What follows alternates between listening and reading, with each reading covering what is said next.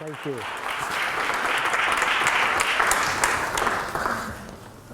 Okay, I'm not going to really talk about my marriage. What I'd like to do today is to go into the broad issue of expressive writing, but to give you kind of a historical perspective on it, and also tie it into its links to applied linguistics, education, and other topics. And what I'll do is I'll talk for a while, and then we'll open it up for questions. A little bit of background. I was trained as a social psychologist. A social psychologist in theory studies individuals and groups and their relationship to, oh yeah, that's one of those. That might, is yours still on? Yes. No. Is it off? It is off.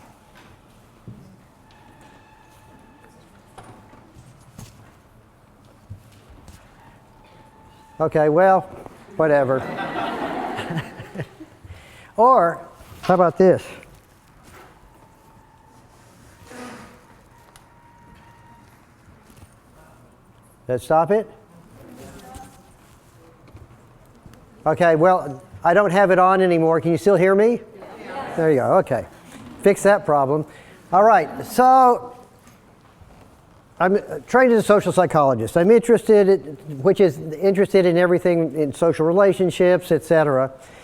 But I actually got into psychology because I was interested in the mind-body problem. How do psychological factors influence biological activity? And that was really what I was interested in. In the first several years of my career, I was doing a lot of work on physical symptoms, how people come to know how they feel.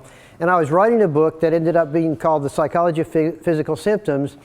And I was doing some of the last work that would tie up the book.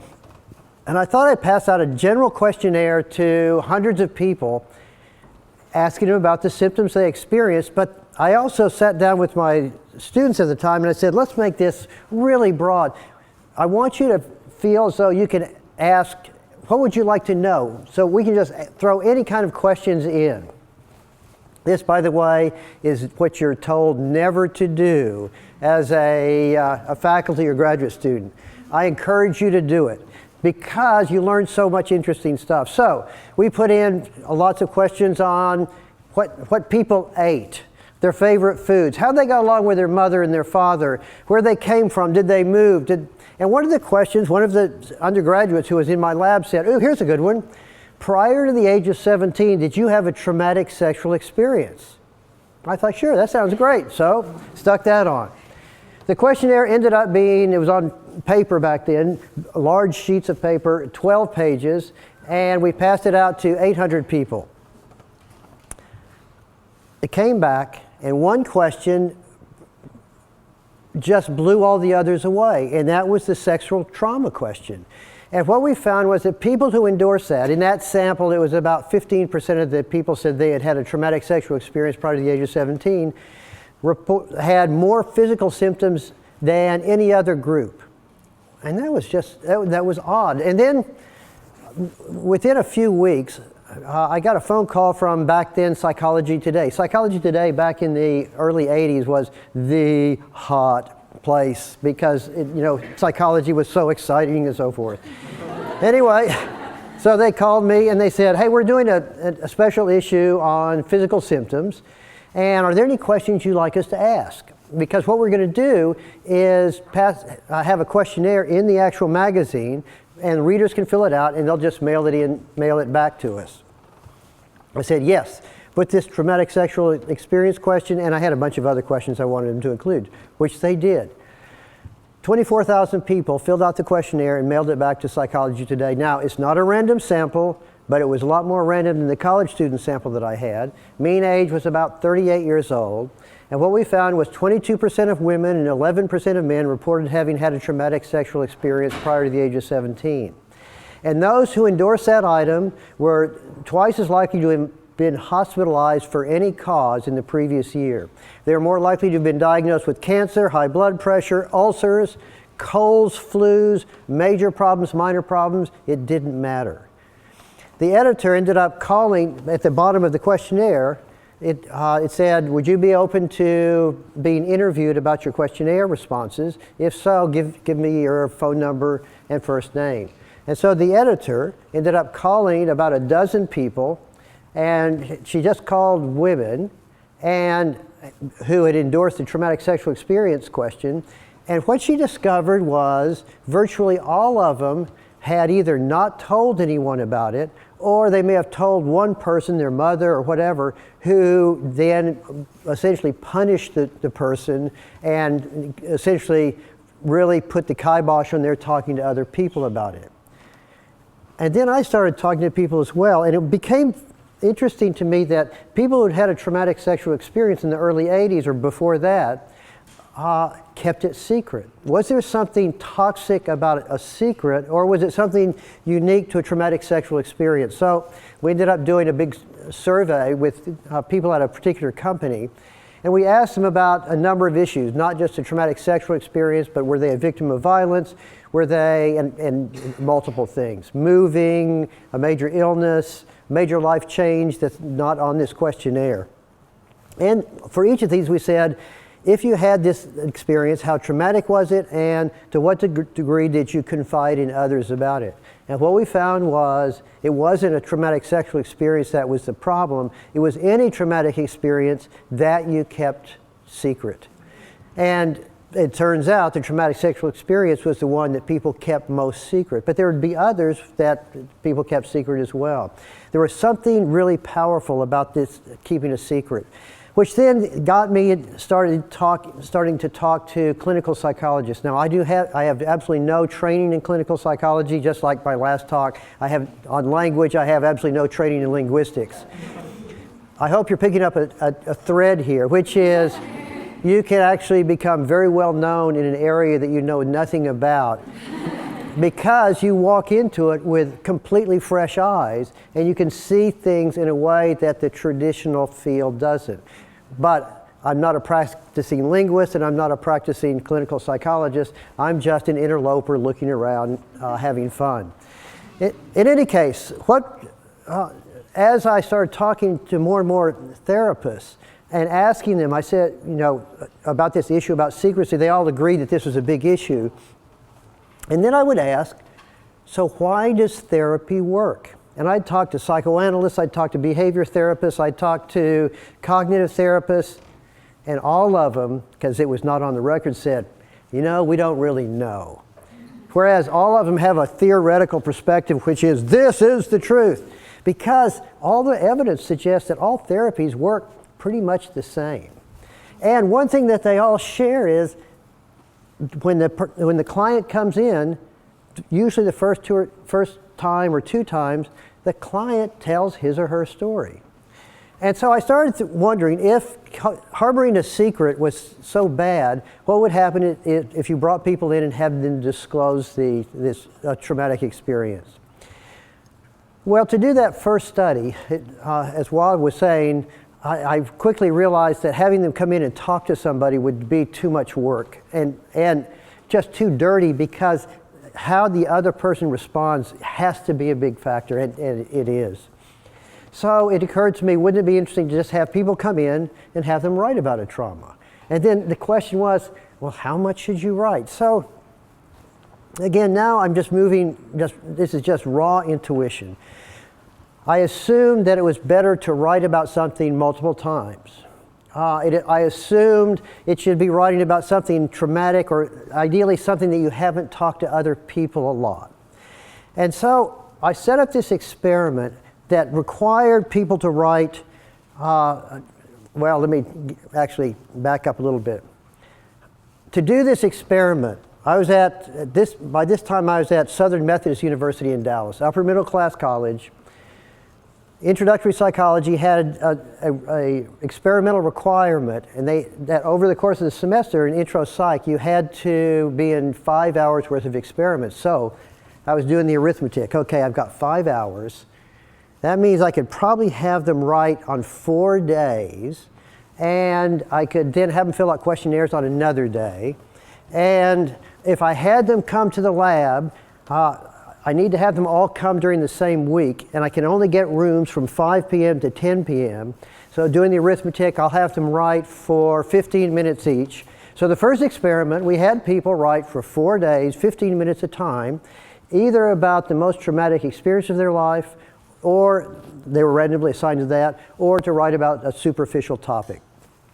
Now, hint, spoiler alert, the study worked. And what's interesting is, afterwards, I and others figured you had to write 4 times, 15 minutes a time, which turns out to be false. You can write just about any way you want, but it's one of these kind of historical flukes. So there's no real reason why writing 4 times, 15 minutes a time works. Just happened to work in that study, and it was magical. So here's how it would work. People would come in. They would meet with me or somebody else, and I'd say, okay, you're about to participate in an experiment. You're going to be here, you'll be coming back for the next 4 days. At the same time, you'll be escorted to a small room. In the room where you're going to be asked to write about a topic, and the topic may be quite personal. You'll be writing for 15 minutes. At the end of 15 minutes, someone will knock on the door. That means to finish up, fill out a questionnaire, staple it all together, put it in a box, and leave. We will not link your writing to you. So everything you write is anonymous and confidential. You'll never get any feedback from us about your writing. And you're free to withdraw at any time, et cetera, et cetera. They'd fill out consent forms. Are you willing to participate? Everybody says yes. So at this point, they're randomly assigned by a flip of the coin to write about a traumatic experience or a superficial topic. The trauma instructions were something like, okay, for the next 4 days, I want you to write about the most upsetting, traumatic experience of your entire life. In your writing, I want you to really let go and explore your very deepest emotions and thoughts about this.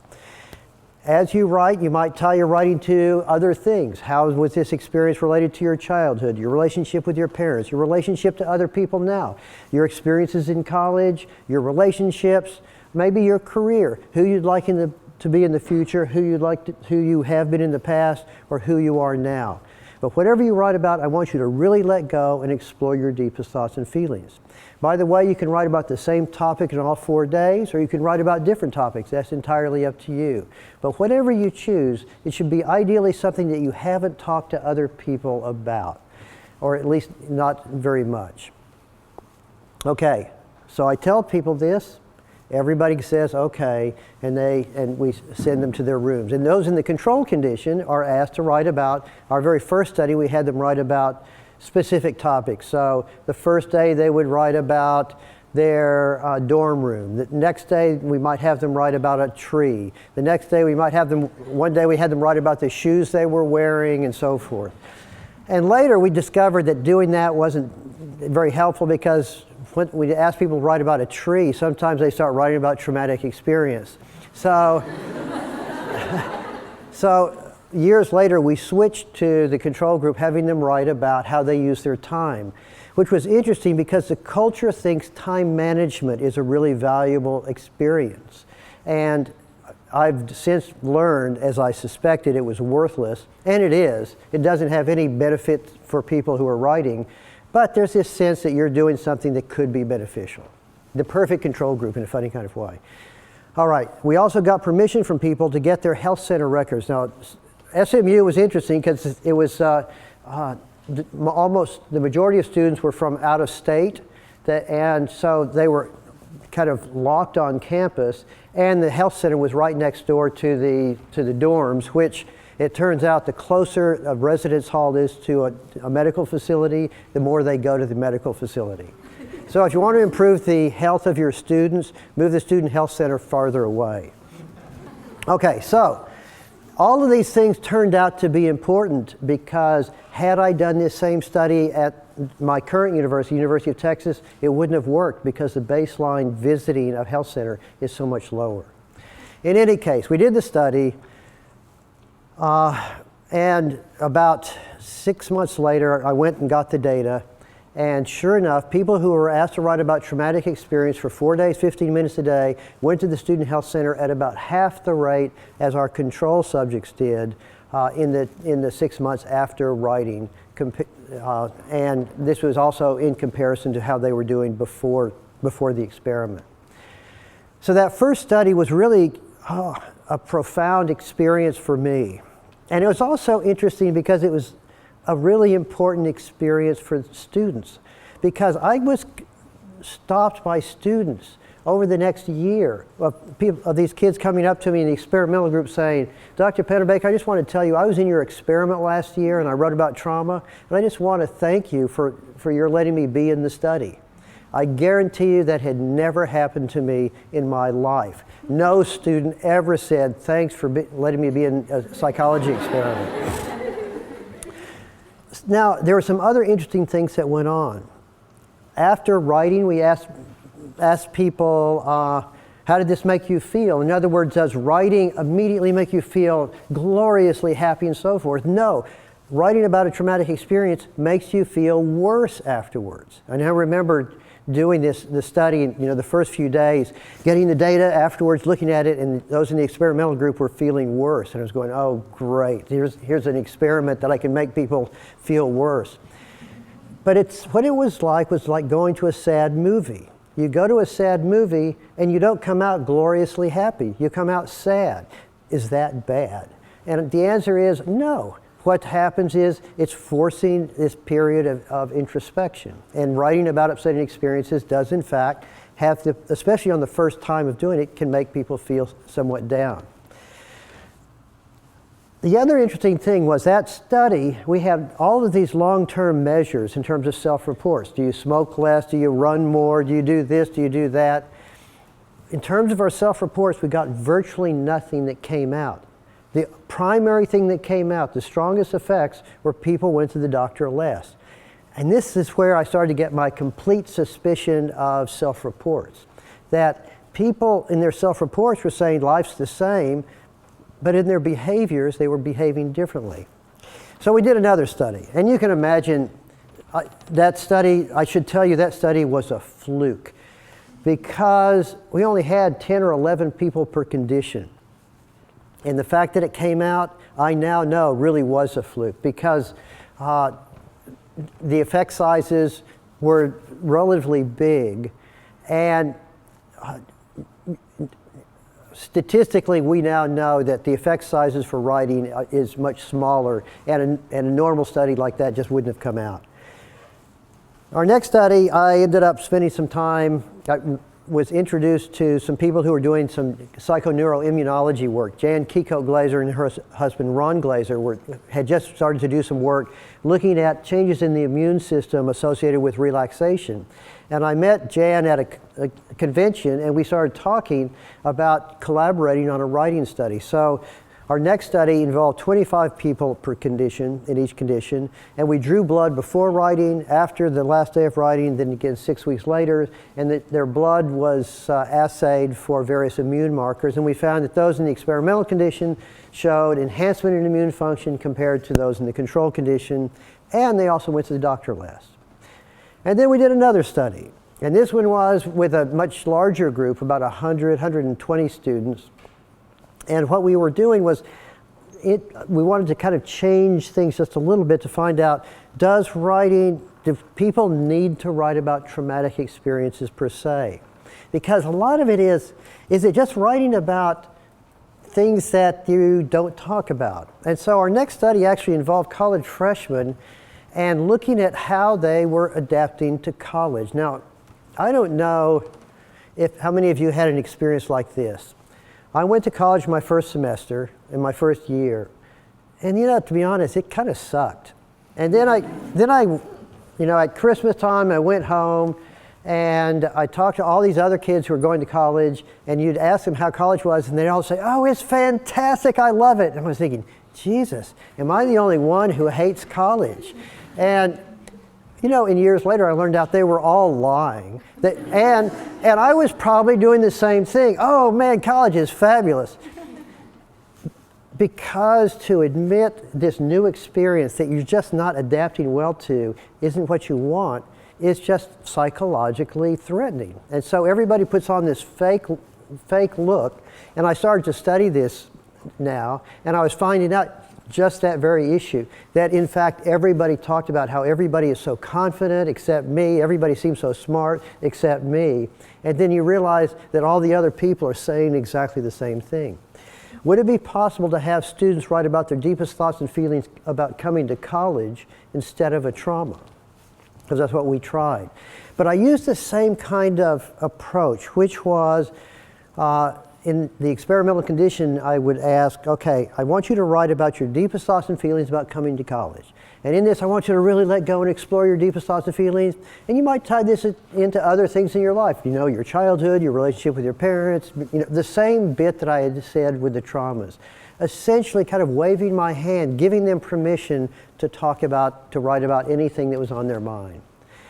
And this time we looked at health, but we also looked at how students did in college. And what we found was that not only were people in the experimental group were they healthier after writing, but their grades were higher that next semester. And there's now been at least 5 studies showing that students, beginning students, do better in college in the months after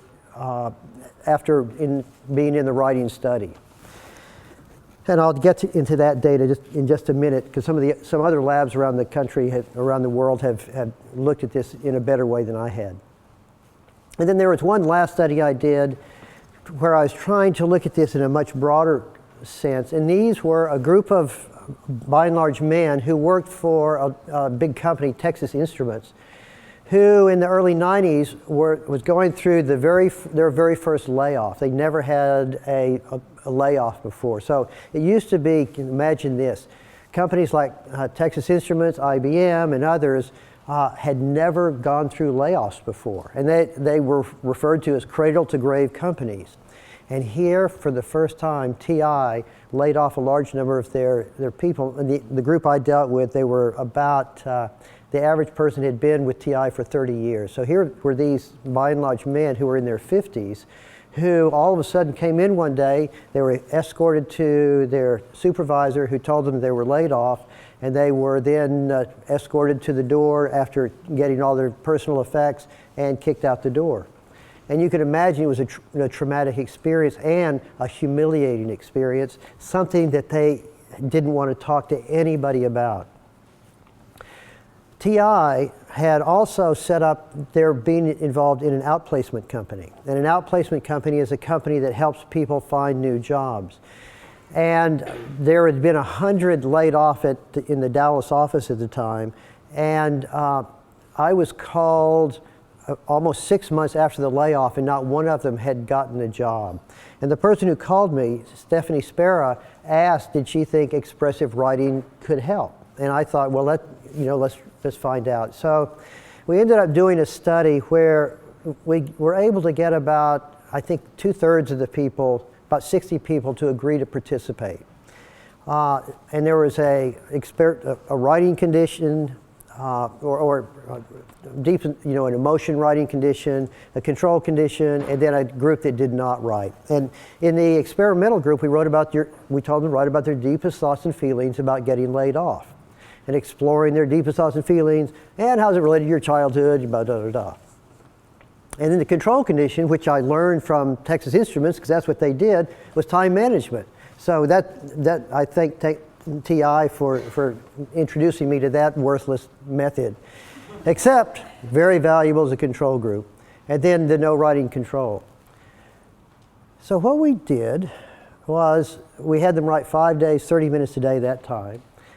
And what we found, so at 3 months, because the study was going to go on for 6 months, at 3 months I did a quick analysis of the data, and we found that 20% of the people in the experimental group had jobs, and 5% of the people in the 2 control groups had jobs.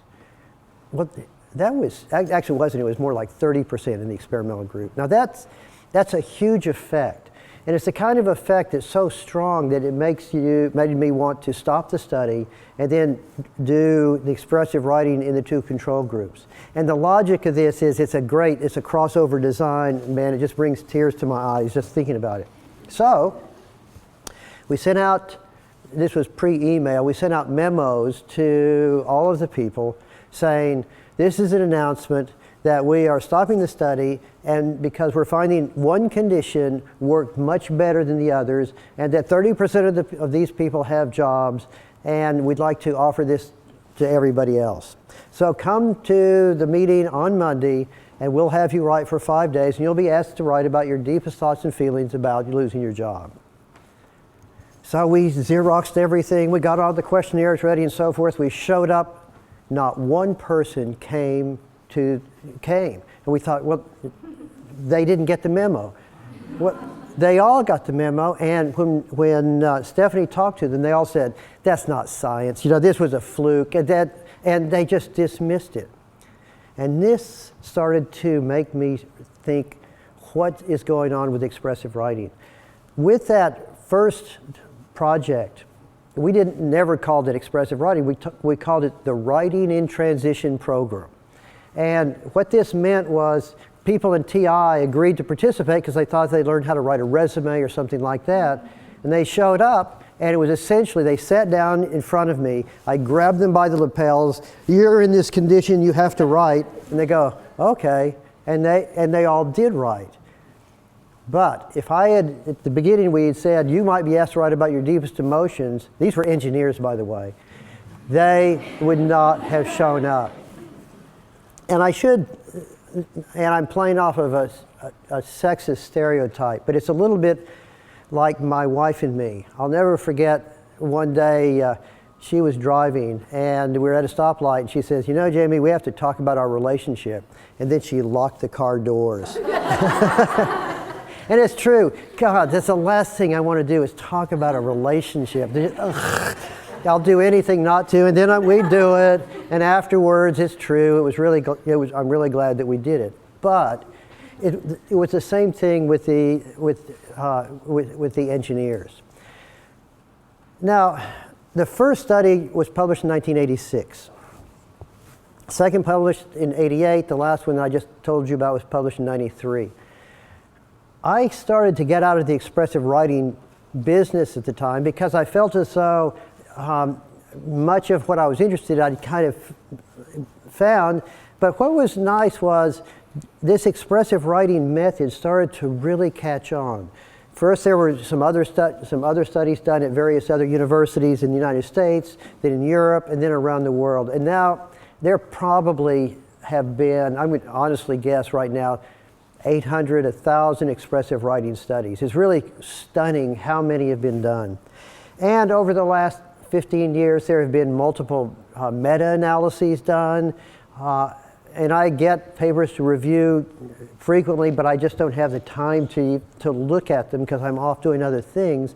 But I've been watching this area grow, and it's been just so gratifying watching a whole discipline just kind of bubble up. And what's been interesting is it's bubbled up in multiple areas.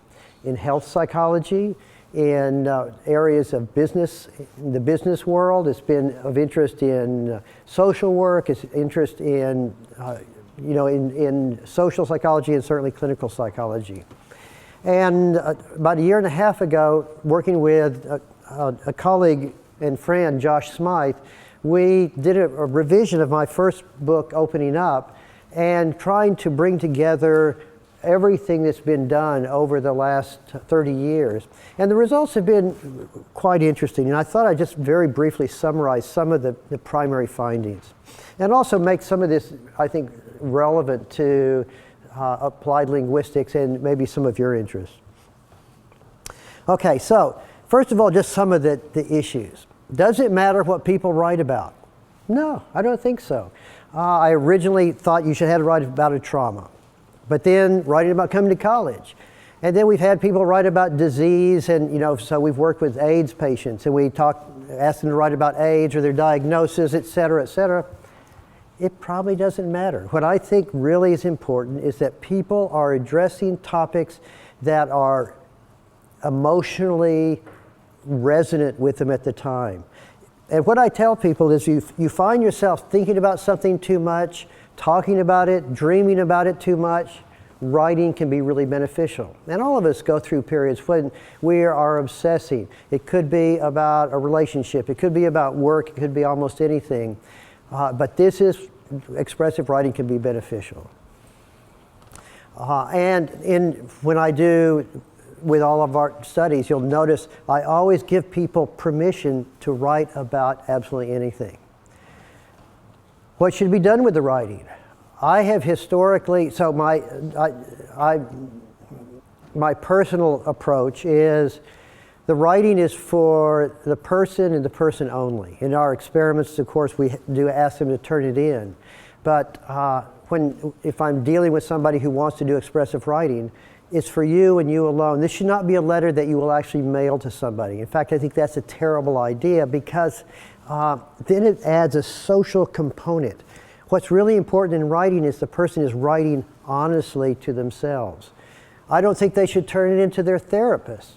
I think they should write and then talk to the therapist about it. In fact, one of the few studies of expressive writing that actually showed it to be bad was one where people first wrote about a trauma and they were in a group and then they read it to the other people in the group.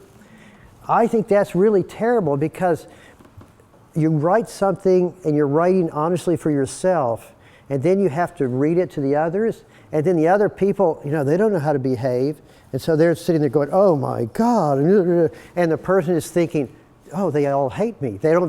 I'm not being validated. Now, maybe in a very effective group it can work, but my recommendation is if it's a class, people writing about traumatic experience, A, their writing should not be graded. B, they shouldn't have to read it, but if they want to talk about it, or if they really want to read it, sure, that's fine. But think about how things work with all of us. You've had something bad happen to you.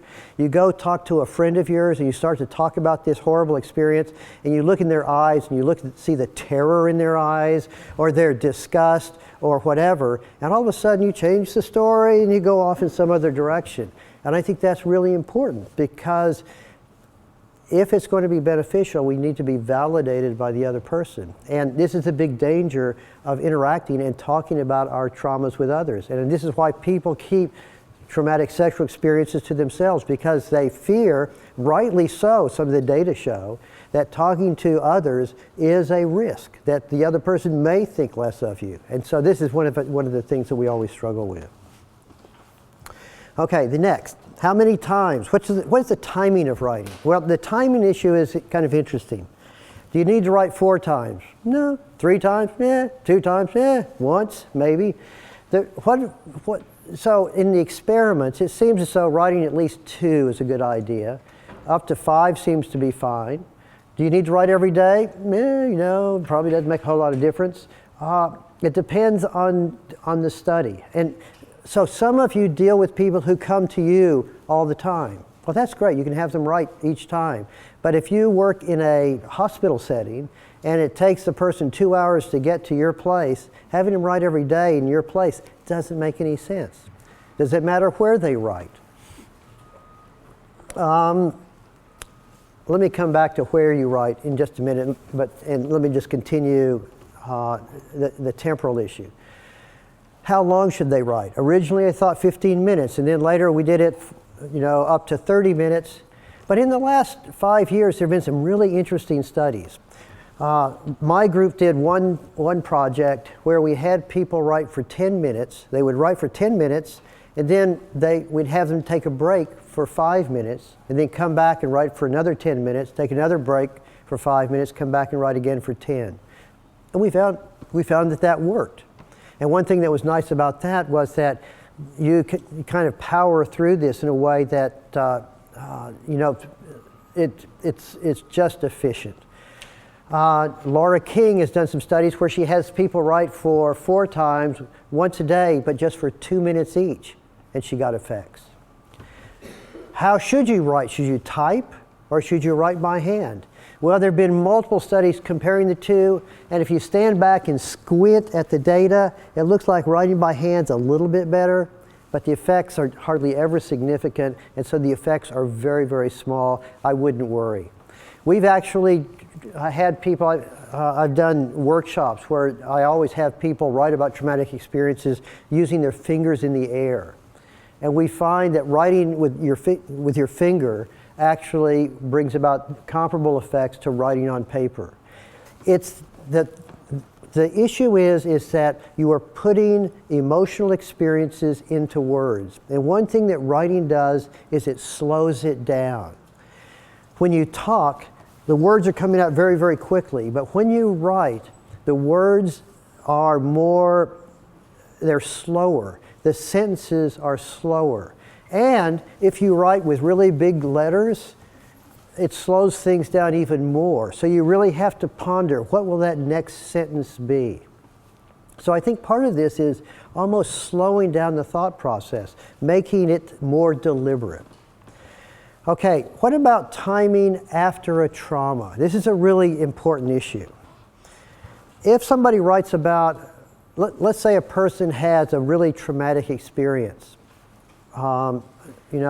It could be the death of, a traumatic death of someone really close to them really recently.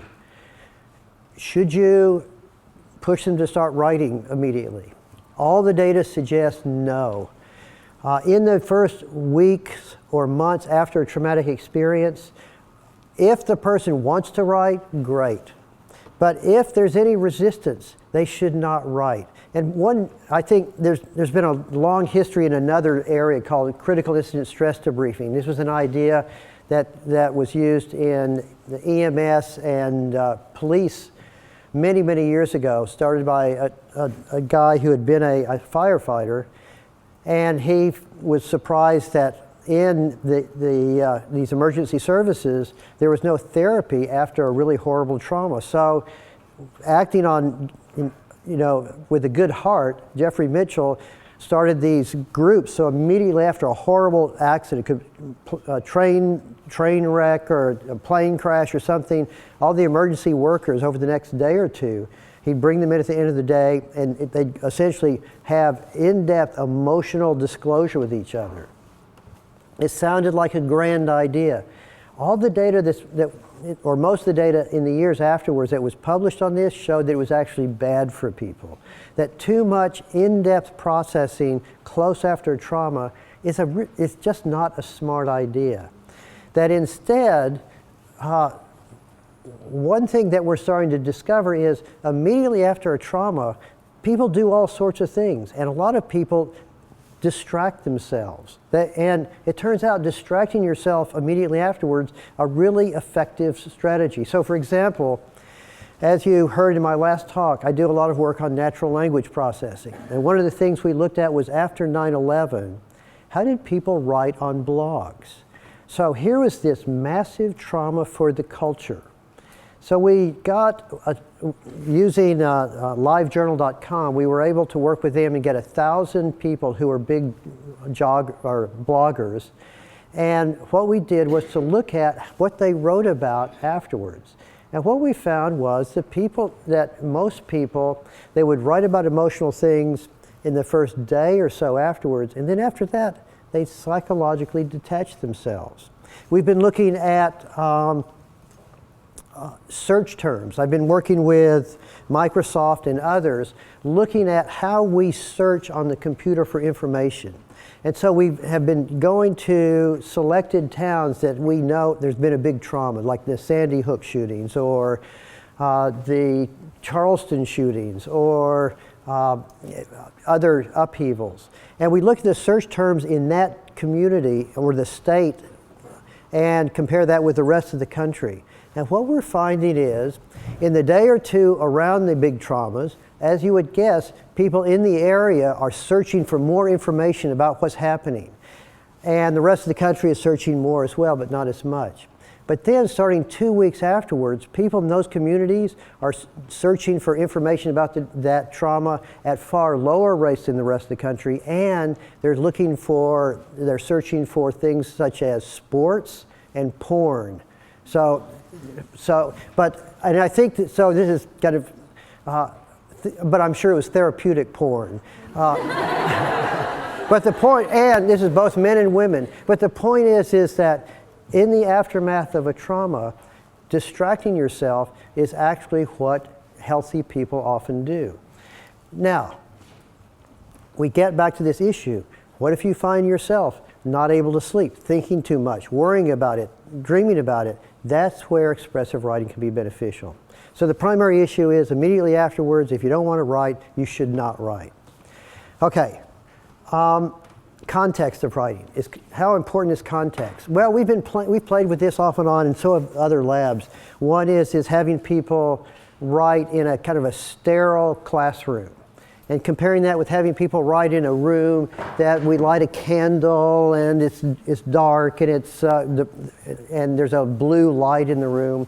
What we find is actually people are more emotional in their writing in this more unique context. I was very much influenced by the power of confession.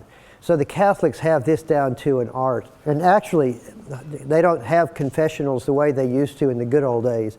But confessionals really took advantage of this idea of a completely unique context away from everything else. And that's a really powerful way, I think, to really spur confession. And I sometimes, when people come and ask me about expressive writing, I will say, well, try to set this up in a ritual format. I think ritual is something that we don't give enough appreciation to in science.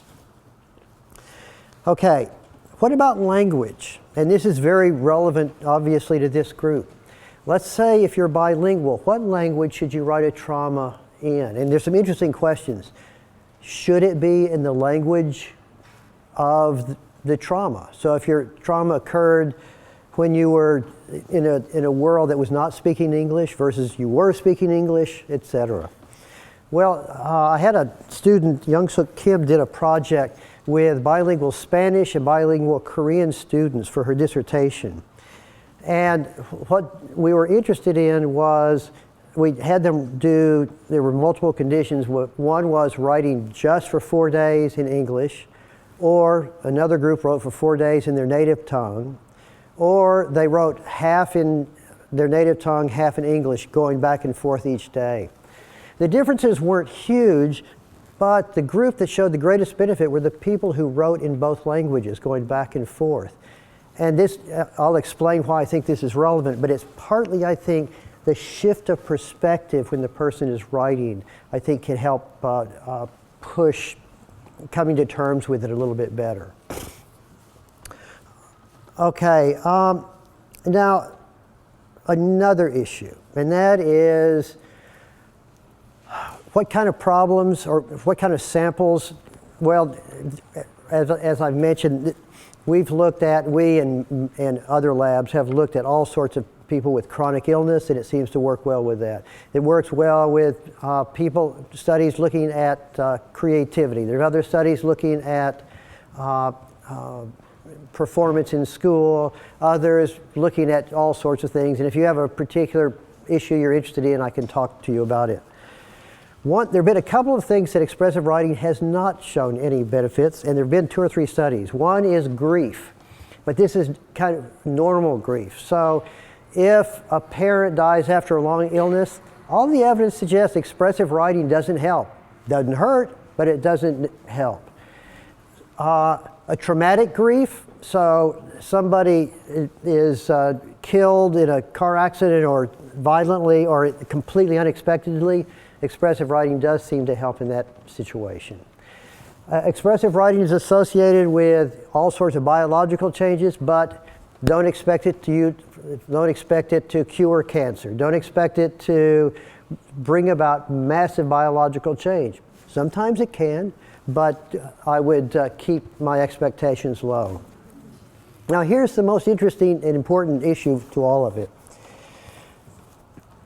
The very first studies that I did, the effect sizes were pretty good.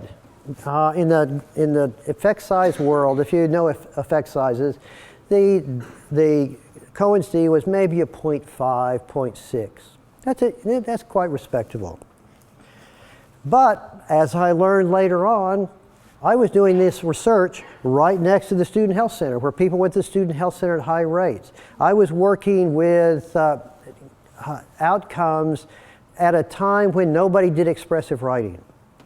Nowadays, the last really comprehensive meta-analysis looked at about 140 different studies. This was done by Joanne Frateroli. And she and then other meta-analyses are showing very similar things, that the mean effect sizes now are about a 0.16. Now, if you're a laboratory scientist, you listen to that and you think, Jesus, you're wasting my time, a 0.16, who cares? It's important to understand effect sizes. The fact that you can have people write for 3 or 4 days for a finite amount of time, and it's free, it's cheap, it's fast, and it brings about changes in behavioral things several weeks and months later, 0.16 is shockingly good. And let me give you some comparison. Cancer world. How effective do you think chemotherapy or radiation therapy is in curing somebody or reducing the probability of death? It's about a 0.02. After you have a heart attack and you start to take aspirin, because everybody knows after a heart attack you should start taking aspirin. And in fact, there was a study published on this in the 1990s, so powerful, the effects were so powerful that they stopped the study. What was the effect size of that? 0.04. I could go into study after study after study that many of the things that we all believe in the culture, the effect sizes are very, very low, very, very small. And so if you do lab studies where you control everything and you get an effect size of 1.0, that's just, you expect it. But in the real world, there's a lot of noise out there. And even the best interventions have a modest effect size. So, why does writing work? I mean, this is the important issue. Well, there are a lot of things I do know now that I didn't before. The kind of the idea of catharsis, actually not the Freudian catharsis, because the way that Americans use catharsis is very different than the way Europeans use the word catharsis, but venting doesn't work. In fact, people who just blow off steam when they write actually don't show any benefit. What's important is there's a cognitive element, that people are doing some actual cognitive processing. One thing that we now know is it's important that people put things into words. So for example, we've done studies where people did expressive movement. Instead of just writing, we had them do expressive dance. I worked with the dance therapists. And just having them do movement and expressing it, they say it's great, but we don't find any long-term changes in health or grades among students. However, if they do this dance and then afterwards talk about it or write about it, they do get the effects. And in fact, this is really important, this idea of that words somehow cement these long-term changes. Okay, the next is just the mere labeling of emotions is important. There's some really good work that's been done by Matt Lieberman, who has looked at brain activity when people do expressive writing, and what he finds is the mere labeling of an emotional state is associated with long-term changes in fMRI response. So I think that's another thing. The other is putting a story into, or putting your writing into some kind of coherent story. So some other studies that have been done by other labs have had people write about features of it, but they set it up so it's not a coherent story, rather just fragments, and you find that doesn't bring about change. It seems to need to be a coherent story. There have been a number of studies looking at working memory. So there's various ways to get at working memory. Some of you might know this as executive function, where if you've ever noticed that when you're under a lot of stress, you don't remember things very well. Well, that's working memory, because the other things that you're thinking about is taking up some of the processing of your brain. These researchers have good measures of working memory, and what you find is when you have people write about upsetting experiences, the college students, first semester college students, that you find you get an enhanced working memory, and that probably contributes to why they do better in college, because they're able to focus more. Now, one of the things I've looked at a lot is the language of writing. So if people write about traumatic experiences, can you get a sense of the underlying processes just by looking at the words they're using? And we have found things. So there have been 2 or 3 things that have come out. When people use a high rate of positive emotion words, they tend to benefit more. So if a person in their writing can say words like love, happy, joy, etc., they show greater improvement in health than if they can't. And it's kind of ironic. So if a person says, I'm not happy, I have no joy, my life is missing excitement, that person's actually a lot better off than the person who says, my life sucks, I'm depressed, etc. And the reason is, even saying that you're not happy is better than saying you're sad, because you're still thinking along that dimension of happiness. Even though you're low in happiness, that's better than being sad, which is another dimension. Another phenomenon that's much stronger is use of cognitive process. I talked about this in the last talk. Cognitive process words are words like believe, think, wonder, understand, or because, cause, effect. They're markers of people thinking or working through. And what we find is that people who increase in their use of these working through words from the first day of writing to the last show greater improvements in health than people who either stay the same or drop. It's almost as though just writing a story is not sufficient. You have to work on it. There has to be growth. And there's one other kind of analysis that we've played with, and this is looking at pronouns. And this was, again, one of these findings that we just stumbled upon many years ago. And what happens with pronouns is the mathematics of pronouns is such that you can have high positive, words, first person singular, I, me, and my, and then other pronouns. And the people who benefit the most on one day will use lots of I words and low other pronouns, and then other days they flip. And when you look at their writing, it's as though they're changing perspectives, that perspective changing is important. So what this is suggesting is that when people are writing about upsetting experiences, the people who benefit the most are effectively changing their writing style from one day to the next. And then there's one final issue, or there's 2 final issues. One is writing brings about improvements in sleep. And there's been not enough research on sleep. But one thing that we are discovering, we the scientific community, is sleep is incredibly important as a marker of low depression. It's a marker of more effective immune function. And it's also associated with that sleep goes up after people write about traumatic experience. So that may be driving a lot of the findings that I have found. And finally, changes in social behavior.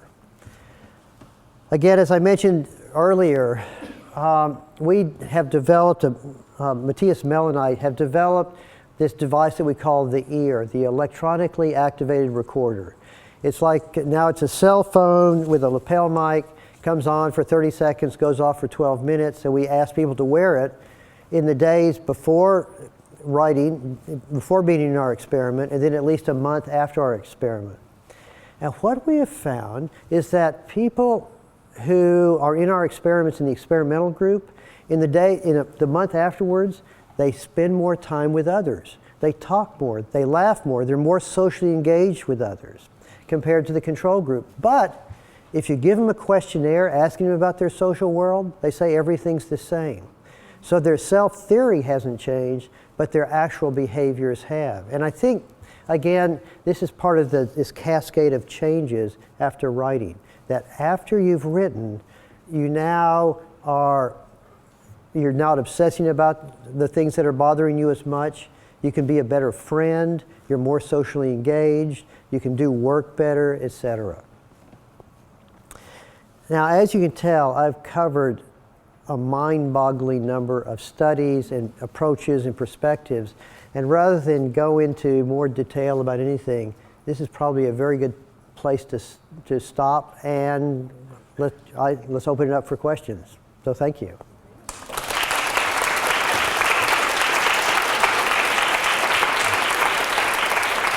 Howard. You mentioned catharsis and said that you shouldn't conceptualize the kind of catharsis that would be involved in venting, or that isn't actually what's the trick. Have you made any connection with the ancient idea of catharsis from Aristotle? So it's really funny how the word catharsis has been completely hijacked from the original. So the original Greek approach, and also Freudian, was this link between thoughts and feelings. And that's what catharsis was tying them together. And then it's been hijacked by, especially in the United States, that catharsis means blowing off steam.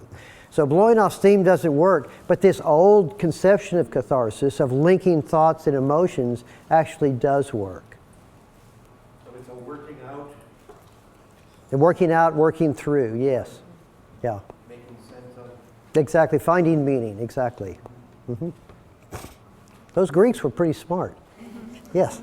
So I was thinking kind of from earlier and from this talk,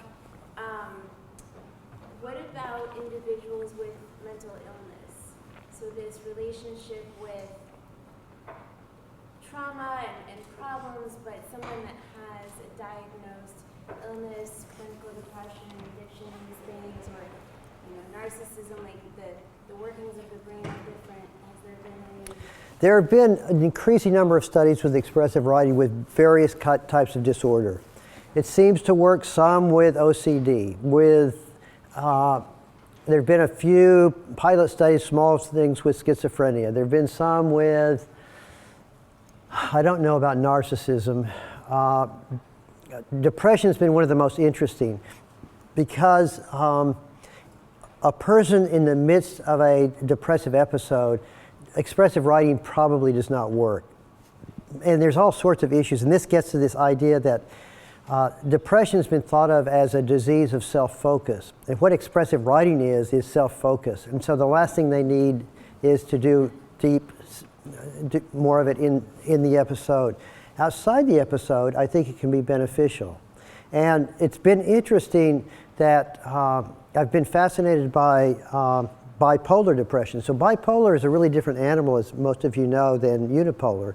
And bipolar is associated with much higher rates of suicide. And interestingly, a large number of, say, poets commit suicide who are bipolar compared to if you compare it with novelists, for example. And I think part of it is, the thing about bipolar depression is it's so unpredictable. And when you're writing a poem, what you're doing is you're essentially talking about a fleeting emotional experience as opposed to a broader strategy of tying things together in a much more complex way. So if you're working with someone who's depressed or bipolar and they want to write, I would steer them away from poetry and have them write prose. There's no scientific evidence for this, but that would be my recommendation. Yes? Have you wondered if in these writings about traumatic experiences that there might be writing, a way of writing the traumatic experience might be a way of also avoiding sometimes the most traumatic aspects of that experience? Have you taken part of the kind of skepticism about the beauty of my approach is I don't care if they're telling the truth or not, or if they're avoiding it or not, because it doesn't matter. And in fact, this ties in, actually this is something that is very relevant again to, I think, many people here. One of the most interesting studies on expressive writing was done by Melanie Greenberg, Camille Wortman, and Arthur Stone at Stony Brook. And what they did was they found a large group of people who all said that they'd had a major traumatic experience. They brought them in one at a time, and the first person, let's say person number one, would write about the most traumatic experience. Okay, they would then get that essay, and they get the essence of it. Okay, this is a person whose parent was killed in a car accident when she was 8 years old, and this happened and this happened. The next person comes in, and they've had some other kind of trauma, but they say to this person number two, I want you to write about a trauma that imagine that your mother died when you were 6 years old and essentially laid out the plot that the first person had written about. So this was actually not their own trauma, but they were to write it as though it was their trauma. And then a third group, person number 3, was asked to write about something superficial. Then person number 4 would write about their trauma. Person number 5 would mirror person number 4's trauma. So half the trauma writers were writing about their own trauma, and the other half were writing about some imaginary trauma that was not theirs. And they found that writing about the imaginary trauma brought about health changes almost comparable to people writing about their own. Now here's what's so interesting about that.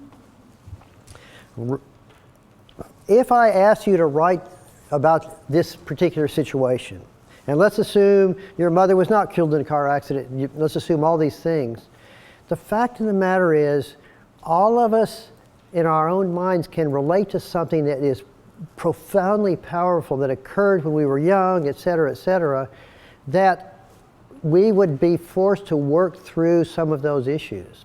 And I would bet, and especially with the kind of instructions that we typically give, tie this into other issues of your life, that was driving a lot of the health improvement. And what this would mean is somebody who comes in and they write some things that are true, some that they knowingly are false. My guess is the knowingly false didn't come from nowhere, that it came from someplace psychologically of value. I would agree, yeah. Yeah. I just wonder also about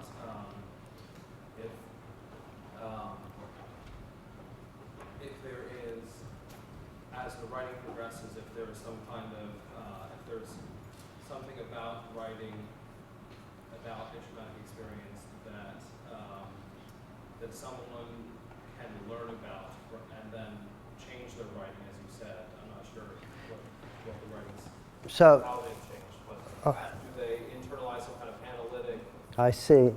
perspective mechanism that in the therapeutic setting might be done with somebody else, and then do they internalize as sort of like, oh, is it really like this, or maybe it's actually like this now that I'm thinking and reflecting. Yes, in fact, I almost hope that would happen. When I was first doing this myself, I would write about major issues in my own life, and I was always struck how I was able to all of a sudden see things somewhat differently, which then changed my behaviors with the people who it might be involved. I don't know if that's getting at it, but that's what I would hope. I would hope so too. I wonder about validation. Yeah. And how It's much one can feel validated in their own writing. That's a great question, and I don't know anybody who's done any work on that. Yes? I'm interested in the question that you were addressing about mental illness and wondering to what extent you give direction in expressive writing as to what kind of genre the person should use. Are there situations where you would specifically ask the person, for instance, to write in the third person as opposed to the first person to see if that might have a So that's a great question. How directive should, if we're the therapist, how directive should we be? My bias is experiment. So, because we don't know what we're doing, and I'm serious. I don't know what I'm doing. But when I do workshops, for example, I'll have people write in the third person. I'll have them write with their left hand. I'll have them write, try to use as many nouns as possible. I try all sorts of bizarre things to see what works. And what resonates with one person might not resonate with another. Here is my primary message to you as a writer yourself, but also as a therapist to others. Experiment.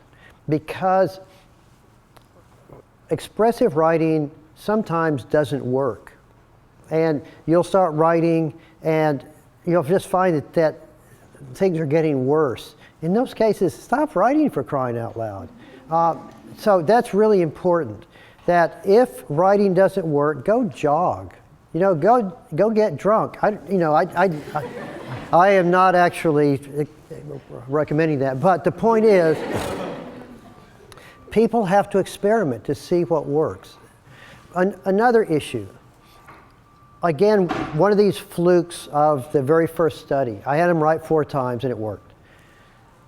Well, and my idea was, look, if you don't get better than 4 times, forget it. You go try something else. But that was just my own intuitive model. I had a good friend who, she was going through a separation from her husband.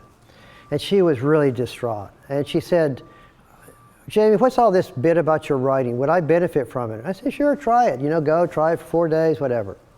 Didn't see her again for a year. She comes back and she says, Jamie, your writing's not for shit. I've been doing it every day for an hour a day for the last year. And I was going, oh my God, you're not supposed to do it for every day for the last year, because that's the definition of depression, where you're ruminating over and over and over. And she was just digging this hole deeper and deeper and deeper. And that's why I do think doing this for a finite amount of time is the ideal, as opposed to just scratching the scabs over and over and over again. Yes? What about writing about positive experiences or states of emotion? Do you know of any correlation? Actually, there have been several studies looking at writing about positive events and also positive events versus negative events. And what you find is writing about positive events is beneficial. Not quite as beneficial as negative, but here's what's so wonderful about it. There was a study done by one of my students years and years ago, and in one condition they were supposed to write just about negative events but nothing positive, and another group wrote just about positive events and nothing negative, and neither group benefited. And I think the reason is, look, every positive event has some downsides to it. Every negative event has some upsides to it. And what's important is to write, to try to find meaning, try to find, what it is. And in fact, we did one study years ago where on one day they were supposed to write about the most positive experiences of their lives, and the next day the most negative. And I will bet 1/3 of them were the same event. Worst experience of my life, getting pregnant in high school. Best experience of my life, having a kid. Worst experience of my life, or the best experience of my life, marrying the man of my dreams. Blah, blah, blah. Worst experience, getting a divorce from that son of a bitch. But the fact is that all of these experiences do have both. So yes, positive, writing about positively, but just being genuine, I think, is my gut sense. Yes? I'm really convinced that this is a powerful, effective way to turn things around into more positive. What have you? There's a butt coming. I can feel. I can feel a butt coming. I'm more just interested in if you have a sense of how this method might be comparable to others, like maybe ritualistically watching sad movies or listening to music, or other maybe emotionally. Yeah, or how to maybe compare even with yoga or. That's a good question. I think that writing or putting things into words is really beneficial on its own. That language, it's really interesting. I think language screws us up and also heals us. So if you look at dogs or other organisms, very often they're much better off because they don't talk about stuff, and yes, they can get depressed, but they get over it. But with us, a lot of our depression is because we talked to somebody or we didn't talk to them, and that screws us up. So it helps us find meaning. But I think there are all these other really beneficial things like yoga or meditation or jogging or watching a sad movie and introspecting about it. I think all of those can be beneficial. But I think this active translating into words in and of itself is one additional piece of medicine that's beneficial. So it's not that this replaces any of the others. Yes? Have you or has anyone, a part of the growing research, seen if the same effects can happen in cultures that rely more on storytelling than Yes. writing? There have been. So I've worked with a guy, Benjamin Dominguez, in Mexico. And he's worked with one of the Indian tribes that that are semi-literate. But what he works with him is using worry dolls, which is part of the culture, and having them talk to the worry dolls the way that we do with writing. So talk about your deep thought feelings about something upsetting. Now, the outcome measures of his research are not very, they're real hard to get in the indigenous culture. But it certainly implies that making this writing or this translating into language within the cultural context is a really smart way to go. But there's not been a lot of it, a lot of research. Oh, and by the way, there have been lots of studies around the world, and writing seems to work in cultures, whether Japan or Denmark or certainly Spain and South America and throughout Europe, Poland. Yes?